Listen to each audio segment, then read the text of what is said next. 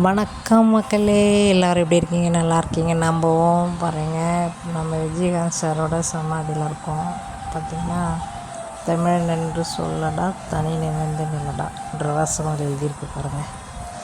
பார்த்திங்கன்னா, ஒரு மனிதர் வாழும்போது அவர் எப்படிப்பட்டவர்னு அவர் புகழ்ந்து பேச மாட்டோம். நம்ம அவங்க இறந்த பிறகு அவங்கள பற்றி நிறைய பேசி என்ன பிரயோஜனம்?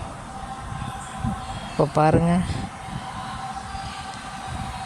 அவர் அப்படிப்பட்டவர் எப்படிப்பட்டவர்னு எப்படியோ பேசிகிட்ருக்கோம். அதெல்லாம் அவர் முன்னாடி பேசியிருந்தோன்னா, அவர் காதில் வாங்கியிருந்தோன்னா எவ்வளோ சந்தோஷப்பட்டிருப்பார், அவ்வளோ ஆத்மா சாந்தி அடைஞ்சிருக்கோம். நாம் எப்போவுமே அப்படித்தானே, யாருமே புகழ்கிறது முன்னாடி புகழ மாட்டோம், திட்டுறது மட்டும் அவங்க முன்னாடி திட்டுவோம். அதானே உண்மை. நிறைய அவங்கள தெரிஞ்சவங்களே நிறைய பேர் அப்படி தான். அவங்க இறந்த பிறகு தான் அவர் இது மாதிரிலாம் பண்ணார், அப்படி பண்ணார் எல்லாம் பேசினாங்க.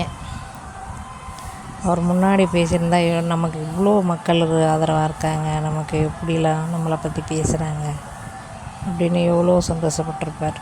பாருங்கள், அங்கே உறுப்பினர் சேர்க்கை கூட்டம் நடக்க எவ்வளோ பேர் கட்சியில் சேர்றதுக்கு வந்திருக்காங்க பாருங்கள். பாய் மக்களே.